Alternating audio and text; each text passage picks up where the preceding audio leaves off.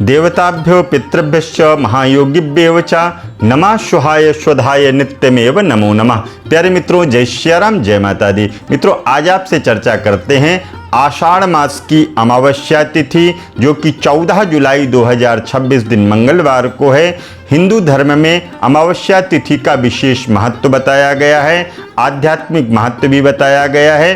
प्रत्येक मास की कृष्ण पक्ष की अंतिम तिथि अमावस्या तिथि कहलाती है, जिससे पितरों की शांति के लिए, स्नान दान के लिए, तर्पण के लिए, देवी देवताओं का पूजन करने के लिए और अत्यधिक आराधना करने के लिए अत्यंत शुभ तिथि मानी गई है। आषाढ़ की अमावस्या का महत्व और भी बढ़ जाता है, क्योंकि इन तिथि पर पितृ तर्पण के साथ साथ में माँ लक्ष्मी का पूजन, शनिदेव का पूजन करने का विशेष पुण्य लाभ भी प्राप्त होता है। आषाढ़ की अमावस्या 13 जुलाई 2026 सोमवार को शाम 6:49 से प्रारंभ होगी और 14 जुलाई 2026 मंगलवार को दोपहर में 3:12 पर समाप्त हो जाएगी। उदया तिथि के अनुसार 14 जुलाई 2026 मंगलवार को ही इसका पावन पर्व मनाया जाएगा। इसी दिन स्नान करना, दान करना, तर्पण करना, श्राद्ध करना, पूजा पाठ करना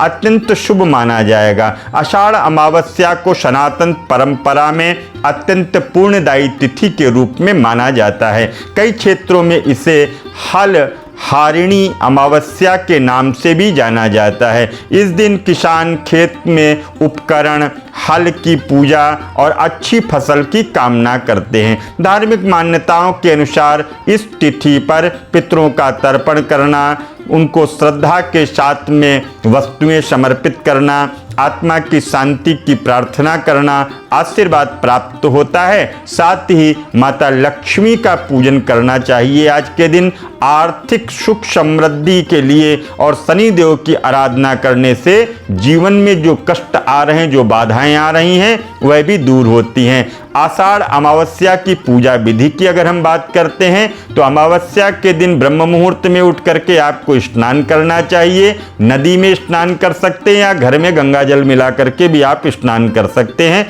इसके बाद में भगवान विष्णु, माता लक्ष्मी और पितरों का स्मरण करते हुए आप संकल्प को लीजिएगा। यदि संभव हो तो आप नदी में भी जा करके स्नान करिए और इसके दौरान आप एक दीपक जला करके भगवान का स्मरण करते हुए पितरों के निमित्त तर्पण करिएगा। अपनी श्रद्धा के अनुसार दान पुण्य करिएगा, गरीब असहाय लोगों की सहायता करिएगा, गौशाला में जा करके गैया मैया को आप भोजन कराइएगा, विकलांग लोगों को आप भोजन कराइएगा, असहाय लोगों की सहायता करिएगा, वस्त्र इत्यादि का दान करिएगा, अन्न का दान करिएगा, फल मिष्ठान्न का दान करिएगा, दक्षिणा का दान करिएगा। जो आपकी सामर्थ्य हो वो आप अपने पितरों के लिए अवश्य करिएगा। पितृ देवता प्रसन्न होते हैं। मित्रों, चाहते हैं अगर किसी भी तरह की कोई पूजा पाठ या अनुष्ठान से रिलेटिव जानकारी या उसे संपन्न कराना चाहते हैं तो आप संपर्क कर सकते हैं। मैं पुनः मिलता हूं एक नई वीडियो में,